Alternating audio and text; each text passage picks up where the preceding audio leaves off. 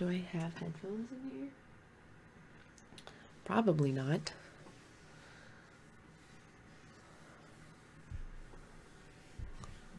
Hello. Hi. I'd actually... I'm debating if I want to take off my makeup now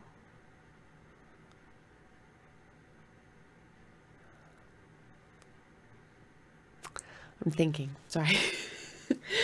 I have had a very busy day. I'm pretty proud of myself. I've been very productive.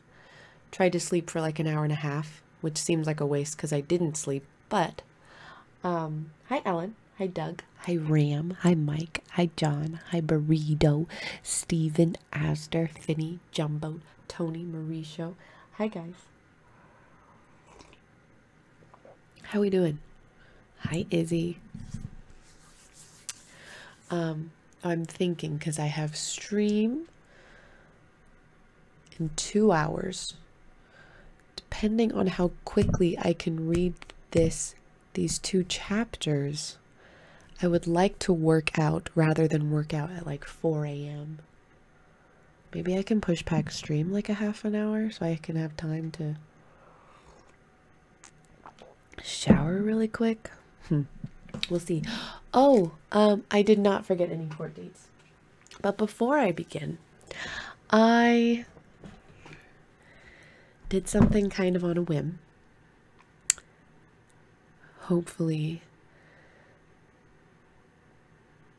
wake up with zits. No, I'm just trying to figure out when I want to work out. It's okay. So I did something. Oh, is that not how it's supposed to go? Maybe it is. I don't know. So do you remember? Oh no. So Ryan did a very big dono the other day. And I may or may not have added a new microphone to our collection.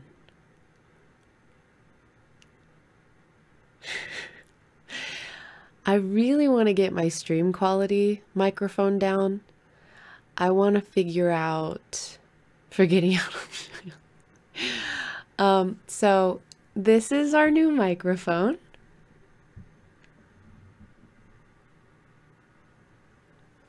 It's great.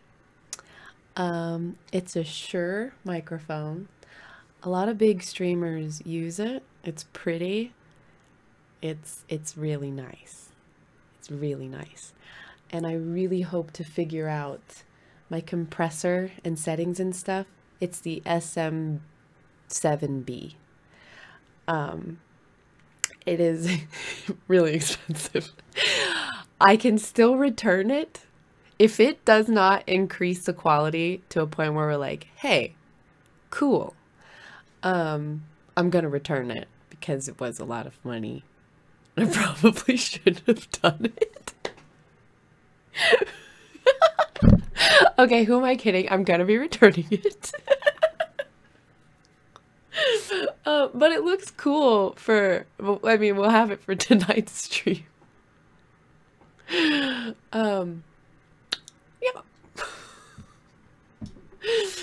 Anyways, we'll see how that goes.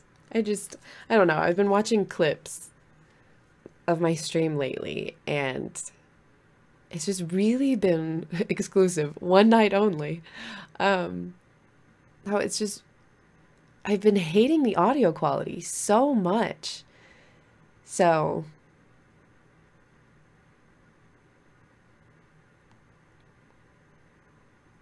they're notoriously low volume. Ooh. It will cost as much as some homes. It's so sad. Okay, so usually, guys, you guys don't only get book club. Y'all get, sorry, I need to get headphones so I know how loud I'm talking. Y'all get, y'all are my therapy. You guys pay me to be my therapists, because that's how this works. Now, you get all the tea, all right? And usually my tea is that I hate myself and I'm drowning in anxiety. I'm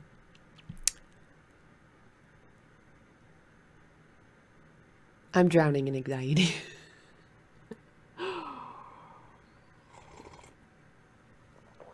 Like a bad deal, it does. It does, it really does.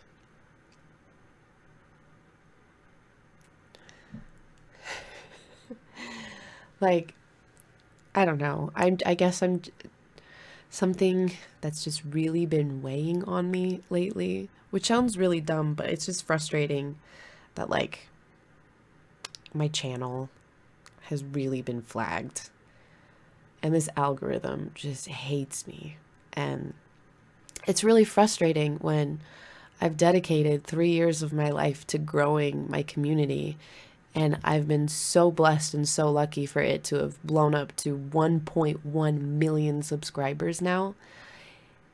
It just sucks that I feel like my subscribers aren't even getting notified about my videos, and obviously these subscribers are subbed to a lot of other ASM artists, so having my videos being exposed in the sidebar and promoted in that way helps a lot for them to remember like, oh hey, you know, cool, Frivi uploaded another video. So it's been really, it really sucks. And I know, like, I don't know. I'm going to try doing, you know, more role plays and stuff to try to get people, like, maybe it's just me. Maybe people are, like, over my stupid, clumsy videos and mouth sounds or the simplicity of my videos. Maybe it's time to get more complex. I guess I'm just a little afraid because even when I've done that on other videos, they just don't get noticed and they're just not exposed. And those videos that I put, you know, even more time into don't get the exposure or the recognition, and it sucks a lot.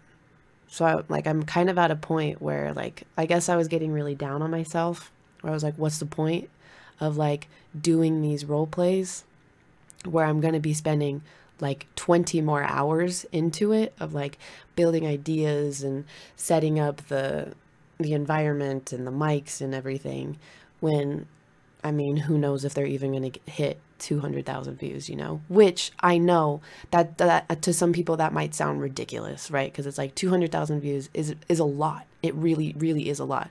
And I hope, and this is why I'm talking to you guys about it, because I know a lot of people would probably take this and be like, wow, she's ungrateful.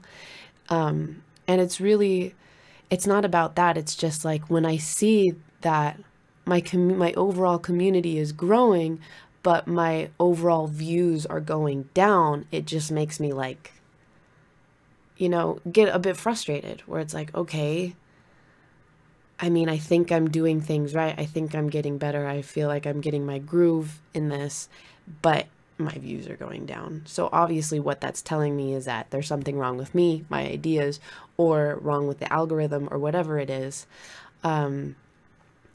I don't know. So it's just been kind of frustrating because it's like when, you know, less than a quarter of my subs are watching a video, it just, I don't know. It just, I keep getting in my head, like, maybe this is it. Like, I'm just becoming irrelevant.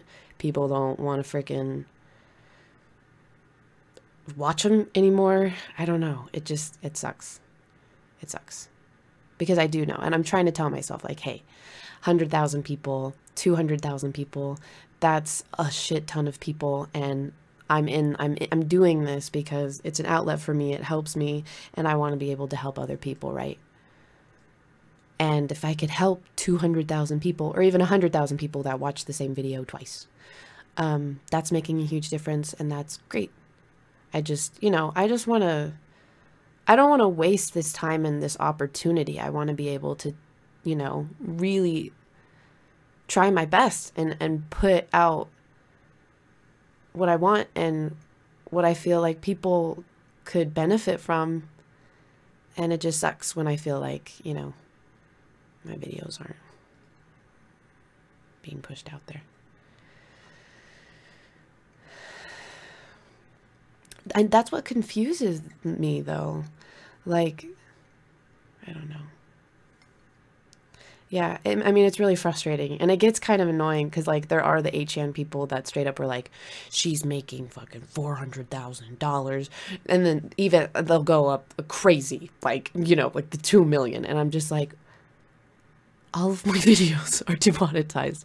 So it's nice that, sorry, I still have the infection. It's nice that, like, I have Friday's video is sponsored, and that helps a lot, actually. But I don't know, sponsored videos just make me feel so gross. Just sucks. And I'm still only like I'm only accepting like 1% of this stuff, of like ones that I'd actually use and benefit from. But still, it sucks, man.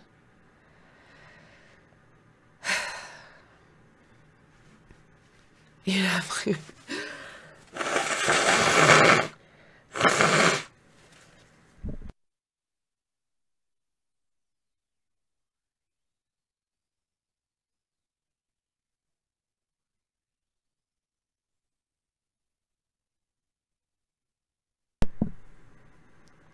Well, I guess with the promotion stuff, that's what it is. It costs money to promote. So it's like, it sucks because I feel like I've built this platform and I should be able to do this and send it out to my subscribers, but now I have to pay somebody to promote my videos to probably make a quarter of what I should be making, you know? I don't know. It doesn't matter. It's been, it just feels better to say it, so then it's out there, so then it doesn't hold any weight on me. That's like, it's fine. I'm still going to be making videos. It feels better now that I've said it because I recognize that it does sound kind of stupid in a lot of ways, so it's fine, but I don't know. It does get a little bit exhausting, a little bit demotivating, unmotivating.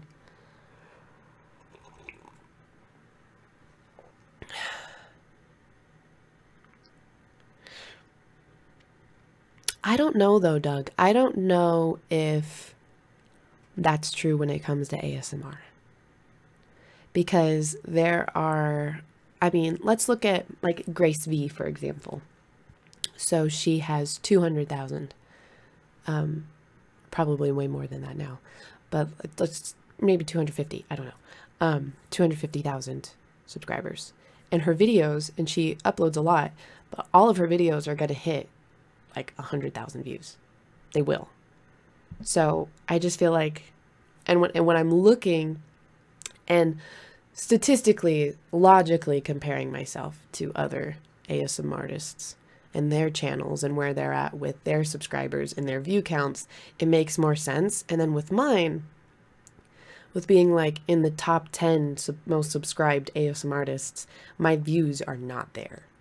And it's just like, and I was talking to GB about it, and she was like, I think it's the ear-eating videos, guys. Why did I say guys? It's the ear-eating videos. They're just really flagging you. But it sucks because I don't know. We're talking too much. We're gonna read fucking Harry Potter.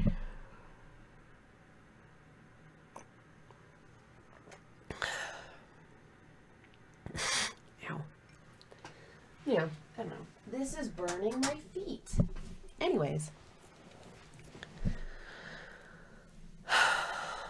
Yeah, sniffles.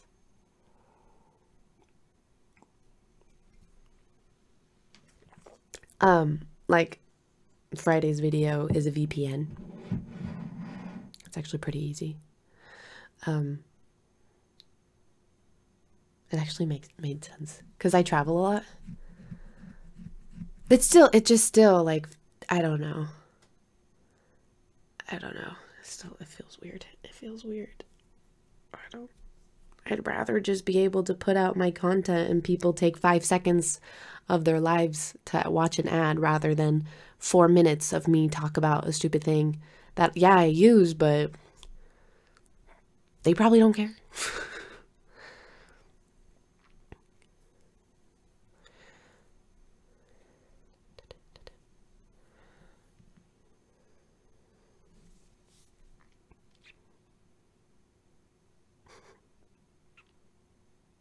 This one's ExpressVPN. You guys can go look it up. Go look at it. I guess it was just like explaining what a VPN is, and I feel like, I don't know, I felt like I was like fear-mongering a little bit, even though I know it's true that like being on public Wi-Fis are dangerous, and having an app, having the VPN on helps. It's still just like, I don't know. I don't know. I wish I could just be like, hey, I like this. It's pretty cool. You guys could check it out. You know? It's like 10 seconds.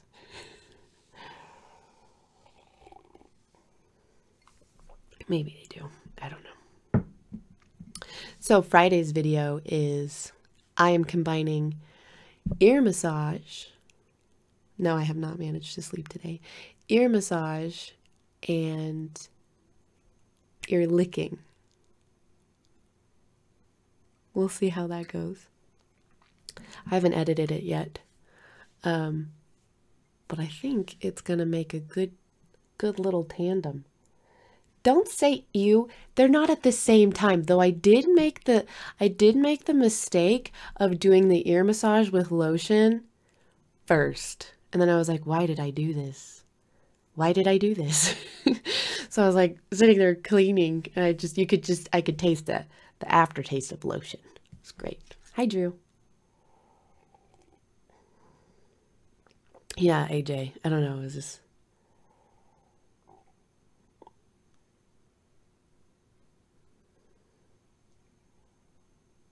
Yeah, I didn't say that, Alan. Oh yeah, that's what I did. I was really dumb. It was too late though. I recognized it at like 2 minutes into the video, and I was like, screw it. So we'll see how that video goes, because I want to do like, they're going to be overlaid, but then 5 minutes of seeing the ear massage, and then 5 minutes of the licking, 5 minutes of the ear massage, and like hopefully it transitions nicely. Yeah. Anyways, there's my stupid rant. I got a new perfume today. I really like the smell of it. I've been using the same perfume, if I ever do wear it, since I was like 13 when my mom got me it. It was like Paris Hilton. Yeah, at least the visual is. And if Tyler doesn't like it, or doesn't compliment it, or comment on it, just return the Sherm mic and buy another. Oh God. Then I'm just gonna frickin' travel to Europe and with just a backpack for 30 days and 30 nights. What's that smell? Give us a whiff.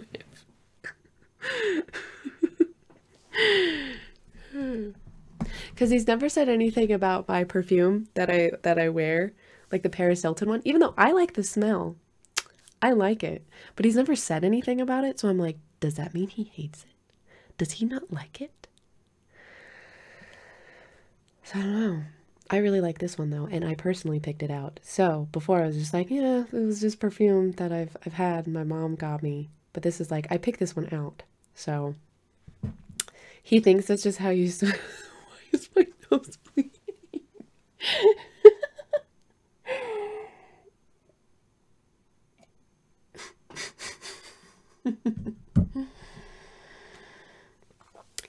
Yes, I am. What if he doesn't notice the change at all? Then he is not worthy of me as his girlfriend. Okay? Perfume is expensive. All right? Even if she smells good. Well, yeah, because that'd be kind of weird. I wouldn't just... No, I actually do that all the time. Like at conventions, if I like their cologne, or even a stranger, I'm like, you smell really good.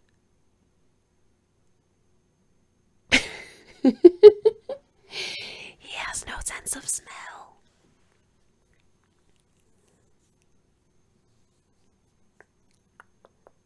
Do you really? Tig has no sense of smell. There are too many people that can't smell. Mel, stop pretending like you've dated anybody, okay? God. All right, so chapter 11. Let's get down to business, shall we?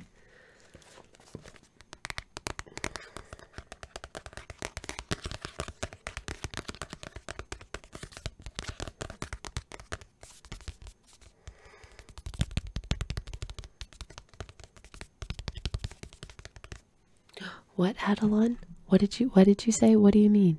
Adelon, don't leave. Don't leave, Adelon. Adelon, no. Okay, ready? The firebolt. Harry didn't have a very clear idea of how he had managed to get back into the Honeyduke cellar, through the tunnel and into the castle once more. All he knew was that the return trip seemed to take no time at all, and that he hardly noticed what he was doing, because his head was still pounding with the conversation he had just heard. Why had nobody ever told him? Dumbledore, Hagrid, Mr. Weasley, Cornelius Fudge. Why hadn't anyone ever mentioned the fact that Harry's parents had died because their best friend had betrayed them? Ron and Hermione watched Harry nervously all through dinner, not daring to talk about what they'd overheard, because Percy was sitting close by them. When they went upstairs to the crowded common room, it was to find Fred and George had set off half a dozen dunk bombs in a fit of end-of-term high spirits. Harry, who didn't want Fred and George asking him whether he'd reached Hogsmeade or not, sneaked quietly up to the empty dormitory and headed straight for his bedside cabinet. He pushed his books aside and quickly found what he was looking for, the leather-bound photo album Hagrid had given him 2 years ago, which was full of wizard pictures of his mother and father. He sat down on his bed, drew the hangings around him, and started turning the pages, searching until he stopped on a picture of his parents' wedding day. There was his father waving up at him, beaming, the untidy black hair Harry had inherited standing up in all directions. There was his mother, alight with happiness, arm in arm with his dad. And there, that must be him, their best man. Harry had never given him a thought before. If he hadn't known it was the same person, he would never have guessed it was black in this old photograph. His face wasn't sunken and waxy, but handsome, full of laughter. He had already been working for Voldemort when this picture had been taken. Was he already planning the deaths of the 2 people next to him? Did he realize he was facing 12 years in Azkaban? 12 years that would make him unrecognizable. But the Dementors don't affect him, Harry thought, staring into the handsome, laughing face. He doesn't have to hear my mum screaming if they get too close. Harry slammed the album shut, reached over and stuffed it back into his cabinet, took off his robe and glasses and got into bed, making sure the hangings were hiding from his view. The dormitory door opened. "Harry?" said Ron's voice uncertainly, but Harry lay still, pretending to be asleep. He heard Ron leave again and rolled over on his back, his eyes wide open. A hatred such as he had never known before was coursing through Harry like poison. He could see Black laughing at him through the darkness, as though somebody had pasted the picture from the album over his eyes. He watched, as though somebody was playing him a piece of film. Sirius Black blasting Peter Pettigrew, who resembled Neville Longbottom, into 1,000 pieces. He could hear, though having no idea what Black's voice might sound like, a low, excited mutter. "It has happened, my lord. The Potters have made me their secret keeper." And then came another voice, laughing shrilly, the same laugh that Harry heard inside his head whenever the Dementors drew near. "Harry, you look terrible." Harry hadn't got to sleep until daybreak. He had awoken to find the dormitory deserted, dressed, and gone down the spiral staircase to a common room that was completely empty except for Ron, who was eating a peppermint toad and massaging his stomach, and Hermione, who had spread her homework over 3 tables. "Where is everyone?" said Harry. "Gone. It's the first day of the holidays, remember?" said Ron, watching Harry closely. "It's nearly lunchtime. I was going to come and wake you up in a minute." Harry slumped into a chair next to the fire. Snow was still falling outside the windows. Crookshanks was spread out in front of the fire like a large ginger rug. "Are you guys okay?" "You really don't look well, you know," Hermione said, peering anxiously into his face. "I'm fine," said Harry. "Harry, listen," said Hermione, exchanging a look with Ron. "You must be really upset about what we heard yesterday. But the thing is, you mustn't do anything stupid." "Like what?" said Harry. "Like trying to go after Black," said Ron sharply. Harry could tell they had rehearsed this conversation while he'd been asleep. He didn't say anything. "You won't, will you, Harry?" said Hermione. "Because Black's not worth dying for," said Ron. Harry looked at them. They didn't seem to understand at all. "Do you know what I see and hear every time a Dementor gets too near me?" Ron and Hermione shook their heads, looking apprehensive. "I can hear my mom screaming and pleading with Voldemort. And if you'd heard your mom screaming like that, just about to be killed, you wouldn't forget it in a hurry. And if you found out someone who was supposed to be a friend of hers betrayed her and sent Voldemort after her, there's nothing you can do," said Hermione, looking stricken. "The Dementors will catch Black, and he'll go back to Azkaban and serve him right." "You heard what Fudge said. Black isn't affected by Azkaban like normal people are. It's not a punishment for him like it is for the others." "So what are you saying?" said Ron, looking very tense. "You want to kill Black or something?" "Don't be silly," said Hermione in a panicky voice. "Harry doesn't want to kill anyone. Do you, Harry?" Again, Harry didn't answer. He didn't know what he wanted to do. All he knew was that the idea of doing nothing while Black was at liberty was almost more than he could stand. "Malfoy knows," he said abruptly. "Remember what he said to me in Potions? If it was me, I'd hunt him down myself. I'd want revenge." "You're going to take Malfoy's advice instead of ours," said Ron furiously. "Listen, you know what Pettigrew's mother got back after Black had finished with him? Dad told me. The Order of Merlin, first class, and Pettigrew's finger in a box. That was the biggest bit of him they could find. Black's a madman, Harry, and he's dangerous." "Malfoy's dad must have told him," said Harry, ignoring Ron. "He was right in Voldemort's inner circle." "Say you know who, will you?" interjected Ron angrily. So obviously the Malfoys knew Black was working for Voldemort, and Malfoy'd love to see you blown into a billion pieces like Pettigrew. Get a grip! Malfoy's just hoping you'll get yourself killed before he has to play you at Quidditch. "Harry, please," said Hermione, her eyes now shining with tears. "Please be sensible. Black did a terrible, terrible thing, but don't put yourself in danger. It's what Black wants. Oh, Harry, you'd be playing right into Black's hands if you went looking for him. Your mum and dad wouldn't want you to get hurt, would they? They'd never want you to go looking for Black." Why does she only give Hermione an accent? She's the only one that deserves it, okay?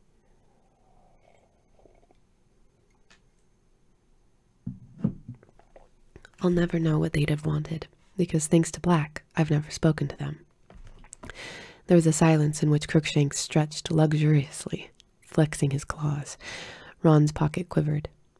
"Look," said Ron, obviously casting around for a change of subject. "It's the holidays. It's nearly Christmas. Let's go down and see Hagrid. We haven't visited him for ages." "No," said Hermione quickly. "Harry isn't supposed to leave the castle, Ron." "Yeah, let's go," said Harry, sitting up. "And I can ask him how come he never mentioned Black when he told me all about my parents." Further discussion of Sirius Black plainly wasn't what Ron had had in mind. "Ooh, that's the first... Yay! That's the first time that I've seen that, where it says had, 2 hads. That always happens to me when I'm writing, and I'm like, is this right? This can't be right. Anyways. "Or we could have a game of chess," he said hastily. "Or gobstones. Percy left a set." "No, let's visit Hagrid," said Harry firmly. So they got their cloaks from their dormitories and set off through the portrait hole. "Stand and fight, you yellow-bellied mongrels." Down through the empty castle and out through the oak front doors. They made their way slowly down the lawn, making a shallow trench in the glittering, powdery snow, their socks and the hems of their cloaks soaked and freezing. The forbidden forest looked as though it had been enchanted, each tree smattered with silver, and Hagrid's cabin looked like an iced cake. Ron knocked, but there was no answer. "He's not out, is he?" said Hermione, who was shivering under her cloak. Ron had his ear to the door. "There's a weird noise," he said. "Listen, is that Fang?" Harry and Hermione put their ears to the door, too. From inside the cabin came a series of low, throbbing moans. "Think we'd better go and get someone," said Ron nervously. "Hagrid!" called Harry, thumping the door. "Hagrid, are you in there?" There was a sound of heavy footsteps. Then the door creaked open. Hagrid stood there with his eyes red and swollen, tears splashing down the front of his leather vest. "You've heard," he bellowed, and he flung himself onto Harry's neck. Hagrid being at least twice the size of a normal man, this was no laughing matter. Harry, about to collapse under Hagrid's weight, was rescued by Ron and Hermione, who each seized Hagrid under an arm and heaved him back into the cabin. Hagrid allowed himself to be steered into a chair and slumped over the table, sobbing uncontrollably, his face glazed with the tears that dripped down into his tangled beard. "Hagrid, what is it?" said Hermione, aghast. Harry spotted an official-looking letter lying open on the table. "What's this, Hagrid?" Hagrid's sobs redoubled, but he shoved the letter toward Harry, who picked it up and read aloud. "Dear Mr. Hagrid, further to our inquiry into the attack by a hippogriff on a student in your class, we have accepted the assurances of Professor Dumbledore that you bear no responsibility for the regrettable incident." "Well, that's okay then, Hagrid," said Ron, clapping Hagrid on the shoulder. But Hagrid had continued to sob and waved one of his gigantic hands, inviting Harry to read on. "However, we must register our concern about the hippogriff in question. We have decided to uphold the official complaint of Mr. Lucius Malfoy, and this matter will therefore be taken to the Committee for the Disposal of Dangerous Creatures. The hearing will take place on April 20th, and we ask you to present yourself and your hippogriff at the committee's offices in London on that date. In the meantime, the hippogriff should be kept tethered and isolated. Yours in fellowship." There followed a list of the school governors. "Oh," said Ron. "But you said Buckbeak isn't a bad hippogriff, Hagrid. I bet he'll get off." "You don't know them gargoyles at the Committee for the Disposal of Dangerous Creatures," choked Hagrid, wiping his eyes on his sleeve. "They've gotten in for interesting creatures." A sudden sound from the corner of Hagrid's cabin made Harry, Ron, and Hermione whip around. Buckbeak, the hippogriff, was lying in the corner, chomping on something that was oozing blood all over the floor. "I couldn't leave him tied up out there in the snow," choked Hagrid, "all on his own, at Christmas." Harry, Ron, and Hermione looked at one another. They had never seen eye to eye with Hagrid about what he called interesting creatures, and other people called terrifying monsters. On the other hand, there didn't seem to be any particular harm in Buckbeak. In fact, by Hagrid's usual standards, he was positively cute. "You'll have to put up a good, strong defense, Hagrid," said Hermione, sitting down and laying a hand on Hagrid's massive forearm. "I'm sure you can prove Buckbeak is safe." "Won't make no difference," sobbed Hagrid. "Them disposal devils, they're all in Lucius Malfoy's pocket, scared of him, and if I lose the case, Buckbeak—" Hagrid drew his finger swiftly across his throat. Then he gave a great wail and lurched forward, his face in his arms. "What about Dumbledore, Hagrid?" said Harry. "He's done more'n enough for me already," groaned Hagrid. "Got enough on his plate, what with keeping them Dementors out of the castle and Sirius Black lurking around." Ron and Hermione looked quickly at Harry, as though expecting him to start berating Hagrid for not telling him the truth about Black. But Harry couldn't bring himself to do it, not now that he saw Hagrid so miserable and scared. "Listen, Hagrid," he said, "you can't give up. Hermione's right. You just need a good defense. You can call us as witnesses." "I'm sure I've read about a case of hippogriff baiting," said Hermione thoughtfully, "where the hippogriff got off. I'll look it up for you, Hagrid, and see exactly what happened." Hagrid howled still more loudly. Harry and Hermione looked at Ron to help them. Shall I make a cup of tea?" said Ron. Harry stared at him. "It's what my mom does whenever someone's upset," Ron muttered, shrugging. At last, after many more assurances of help, with a steaming mug of tea in front of him, Hagrid blew his nose on a handkerchief the size of a tablecloth and said, "You're right. I can't afford to get to pieces. Gotta pull myself together." Fang the boarhound came timidly out from under the table and laid his head on Hagrid's knee. "I've not been myself lately," said Hagrid, stroking Fang with one hand and mopping his face with the other, "worried about Buckbeak and no one liking me classes." "We do like them," lied Hermione at once. "Yeah, they're great," said Ron, crossing his fingers under the table. How are the flopper worms?" "Dead," said Hagrid gloomily. "Too much lettuce." "Oh no," said Ron, his lip twitching. "And them Dementors make me feel ruddy terrible and all," said Hagrid with a sudden shudder. "Gotta walk past them every time I want a drink in the three broomsticks. It's like being back in Azkaban." He fell silent, gulping his tea. Harry, Ron, and Hermione watched him breathlessly. They had never heard Hagrid talk about his brief spell in Azkaban before. After a pause, Hermione said timidly, "Is it awful in there, Hagrid?" "You've no idea," said Hagrid quietly. "Never been anywhere like it. Though, thought I was going mad." Kept going over horrible stuff in me mind. The day I got expelled from Hogwarts, day me dad died, day I had to let Norbert go. His eyes filled with tears. Norbert was the baby dragon Hagrid had once won in a game of cards. You can really remember who you are after a while, and you can't see the point of living at all. I used to hope I'd just die in me sleep. When they let me out, it was like being born again. Everything came flooding back. It was the best feeling in the world. Mind, the Dementors weren't keen on letting me go. But you were innocent, said Hermione. Hagrid snorted. Think that matters to them? They don't care. As long as they've got a couple hundred humans stuck there with them, so they can leech all the happiness out of them, they don't give a damn who's guilty and who's not. Hagrid went quiet for a moment, staring into his tea. Then he said quietly, Thought of just letting Buckbeak go, trying to make him fly away. But how do you explain to a hippogriff it's got to go into hiding? And I'm scared of breaking the law. He looked up at them, tears leaking down his face again. I don't ever want to go back to Azkaban. The trip to Hagrid's, though far from fun, had nevertheless had the effect Ron and Hermione had hoped. Though Harry had by no means forgotten about Black, he couldn't brood constantly on revenge if he wanted to help Hagrid win his case against the Committee for the Disposal of Dangerous Creatures. He, Ron, and Hermione went to the library the next day and returned to the empty common room laden with books that might help prepare a defense for Buckbeak. The three of them sat in front of the roaring fire, slowly turning the pages of dusty volumes about famous cases of marauding beasts, speaking occasionally when they ran across something relevant. Are we okay? What in the tarnation are y'all doing?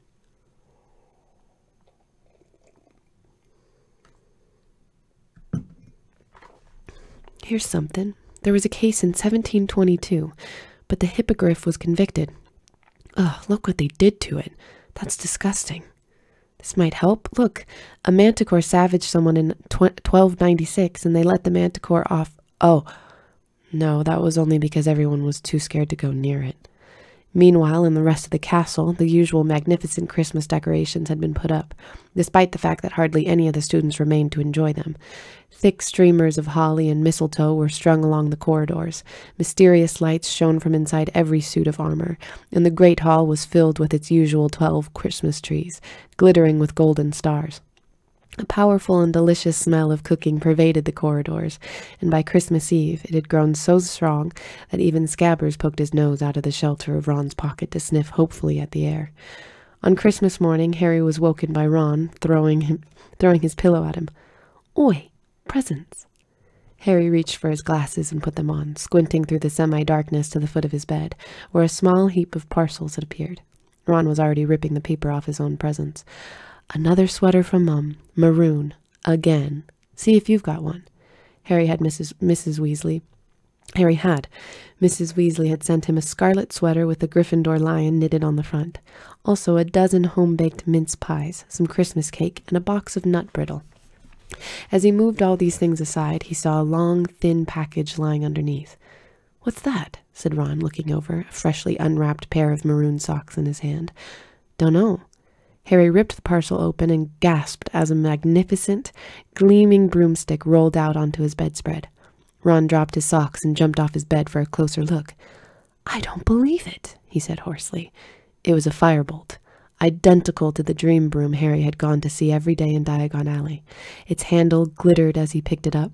He could feel it vibrating and let go. It hung in midair, unsupported, at exactly the right height for him to mount it.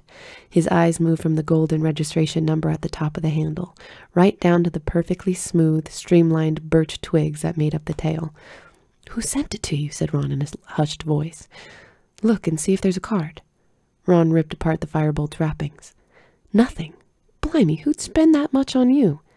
Well, said Harry, feeling stunned, I'm betting it wasn't the Dursleys. I bet it was Dumbledore, said Ron, now walking around and around the firebolt, taking in every glorious inch. He sent you the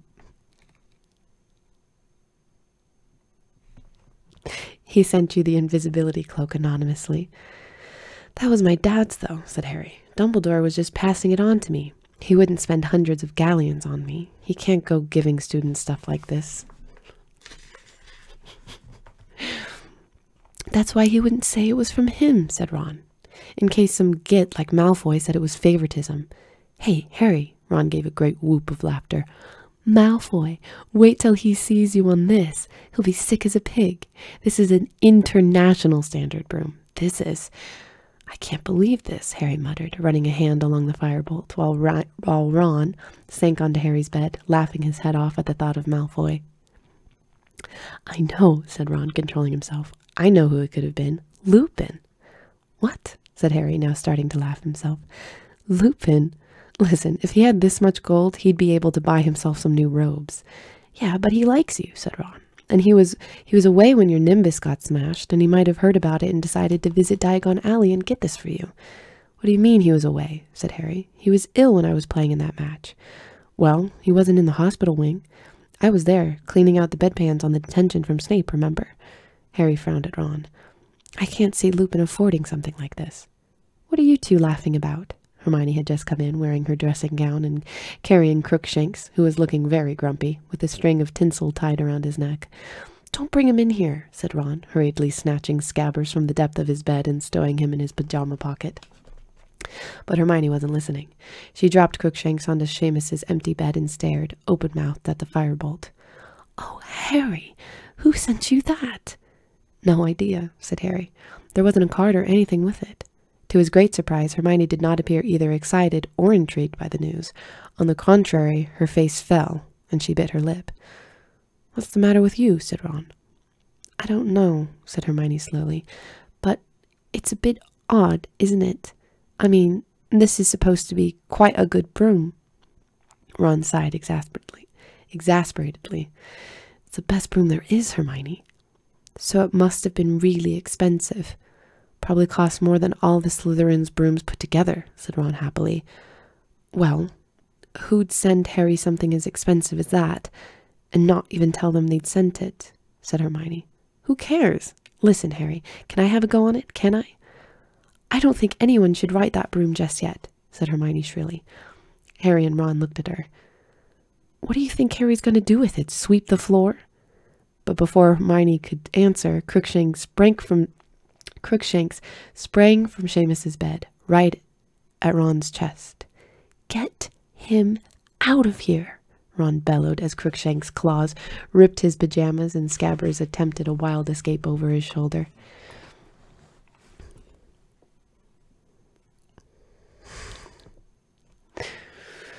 Ron seized Scabbers by the tail and aimed a misjudged kick at Crookshanks that hit the trunk at the end of Harry's bed, knocking it over and causing Ron to hop up and down, howling with pain. Crookshanks' fur suddenly stood on end. A shrill, tinny whistling was filling the room. The pocket sneakoscope had become dislodged from Uncle Vernon's old socks and was whirling and gleaming on the floor. I forgot about that, Harry said, bending down and picking up the sneakoscope. I never wear those socks if I can help it. The sneakoscope whirled and whistled in his palm. Crookshanks was hissing and spitting at it. You'd better take that cat out of here, Hermione, said Ron furiously, sitting on Harry's bed nursing his toe. Can't you shut that thing up? He added to Harry as Hermione strode out of the room, Crookshanks' yellow eyes still fixed maliciously on Ron. Harry stuffed the sneakoscope back inside the socks and threw it back into his trunk. All that could be heard now were Ron's stifled moans of pain and rage.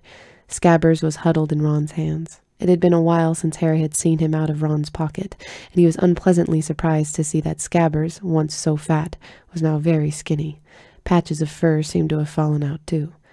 He's not looking too good, is he? It's stress, said Ron. He'd be fine if that big, stupid fur ball left him alone. But Harry, remembering what the woman at the magical menagerie had said about rats living only 3 years, couldn't help feeling that unless Scabbers had powers he had never revealed, he was reaching the end of his life. And despite Ron's frequent complaints that Scabbers was both boring and useless, he was sure Ron would be very miserable if Scabbers died. What's up, Tara? Christmas spirit was definitely thin on the ground in the Gryffindor common room that morning. Hermione had shut Crookshanks in her dormitory, but was furious with Ron for trying to kick him. Ron was still fuming about Crookshanks' fresh attempt to eat Scabbers.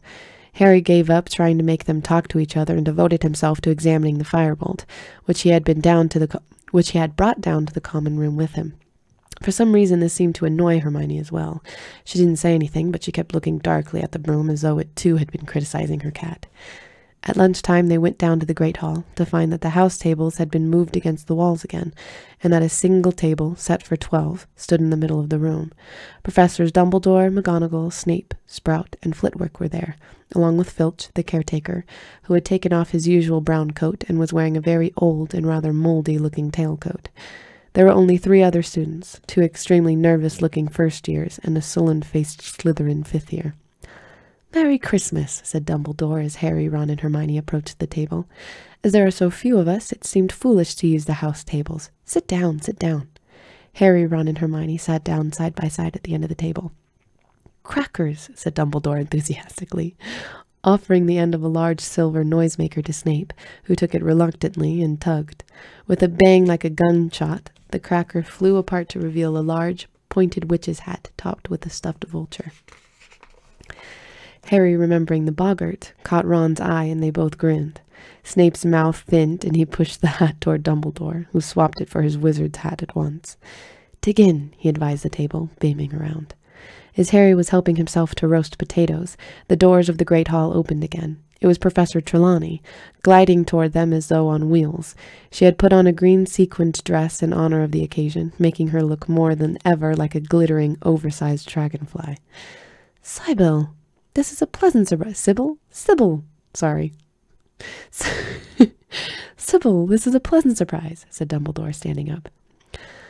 "I've been crystal gazing, Headmaster," said Professor Trelawney in her mistiest, most far-away voice, "and to my astonishment I saw myself abandoning my solitary luncheon and coming to join you. Who am I to refuse the promptings of fate? I at once hastened from my tower, and I do beg you to forgive my lateness." Certainly, said Dumbledore, his eyes twinkling. "Let me draw you up a chair."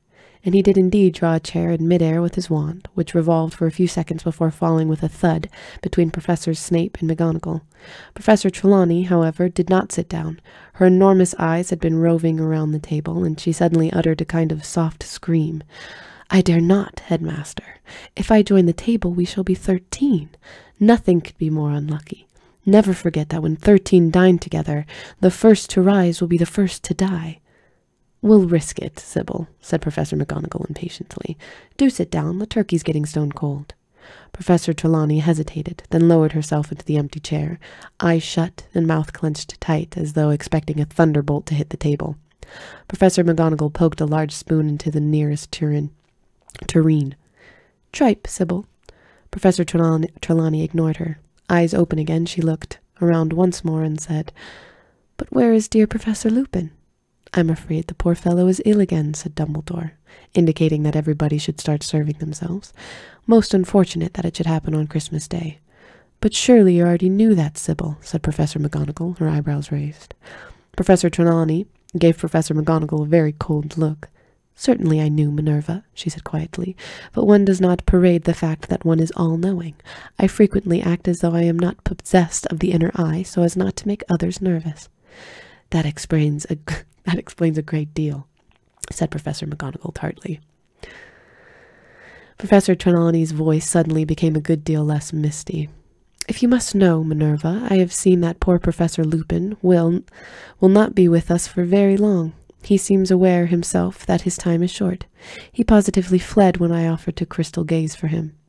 "Imagine that," said Professor McGonagall dryly. "I doubt," said Dumbledore in a cheerful but slightly raised voice, which put an end to Professor McGonagall and Professor Trelawney's conversation, "that Professor is in any immediate danger. Severus, you've made the potion for him again." "Yes, Headmaster," said Snape. Okay, how freaking long is this chapter? Okay. "Good," said Dumbledore. Then he should be up and about in no time. "Derek, have you had any of these chipolatas? They're excellent." The first-year boy went furiously red on being addressed directly by Dumbledore, and took the platter of sausages with trembling hands. Professor Trelawney behaved almost normally until the very end of Christmas dinner, 2 hours later. Full to bursting with Christmas dinner and still wearing their party hats, Harry and Ron got up first from the table and shrieked loudly, "My dears, which of you left his seat first? Which?" "Dunno," said Ron, looking uneasily at Harry. I doubt it'll make much difference, said Professor McGonagall coldly, unless a mad axeman is waiting outside the doors to slaughter the first into the entrance hall. Even Ron laughed. Professor Trelawney looked highly affronted. Coming? Harry said to Hermione. No, I want a quick word with Professor McGonagall. Probably trying to see if she can take any more classes, yawned Ron, as they made their way into the entrance hall, which is completely devoid of mad axemen. Axemen.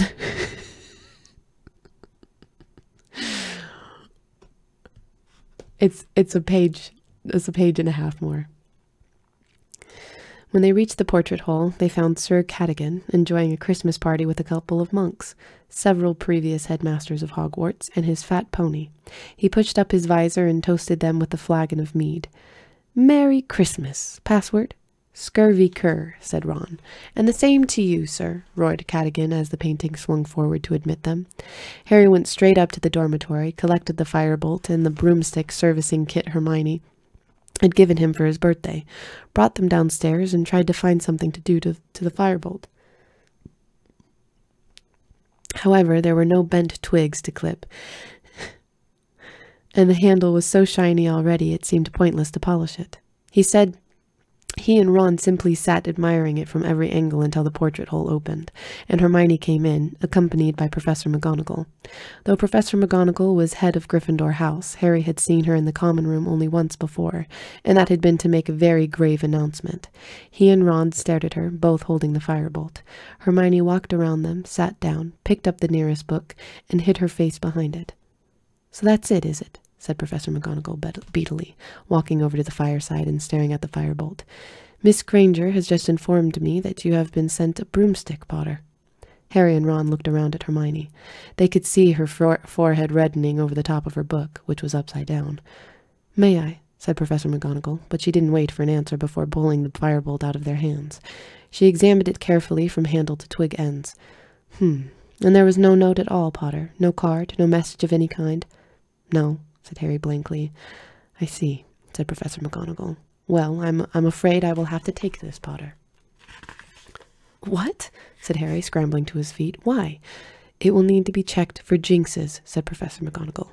Of course, I'm no expert, but I dare say Madame Hooch and Professor Flitwick will strip it down. Strip it down? Repeated Ron, as though Professor McGonagall was mad.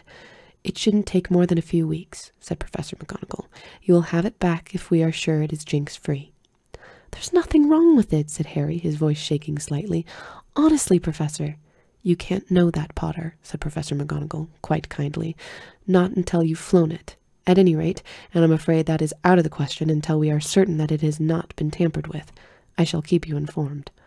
Professor McGonagall turned on her heel and carried the firebolt out of the portrait hole, which closed behind her. Harry stood staring after her, the tin of high-finished polish still clutched in his hands. Ron, however, rounded on Hermione. What'd you go running to McGonagall for? Hermione threw her book aside. She was still pink in the face, but stood up and faced Ron defiantly. Because I thought, and Professor McGonagall agrees with me, that that broom was probably sent to Harry by Sirius Black. Da da da da. Okay, guys. So here's the deal. I am going to go and I'm going to work out for half an hour. Then I'm going to shower. Then I'm going to stream. After stream, I am going to film on my good microphones, my good setup, the last chapter, and I will upload that before I go to sleep tonight, I promise. I'm just getting really, really anxious, and my brain is everywhere, and I gotta bike this shit out. I really do. Like, really, really do. So I promise, I swear, I don't care if I go to bed at 7 a.m. I will read the last chapter with my stuff, and I will upload it before I go to bed. Okay? I just really need to work out. So, thank you guys so much for being here. I love you all to bits and pieces. Thank you for your patience with me. I'm sorry that my brain got a little bit scrambled and I got a little fidgety there at the end. But you will get the last chapter this morning. I'm not even going to say tonight. I'm not going to lie. We're going to get it this morning because that's before I will go to sleep. And I will see you in an hour and 10 minutes for Apex stream. Okay? Thank you guys so much. I love you. I love you. I love you. Okay. I'll see you later. Bye, guys. If I won't see you at the Apex stream, I will see you tomorrow. Hopefully. Okay? Love you guys. Bye. Bye, bye, bye, bye. I'm on XSplit. I don't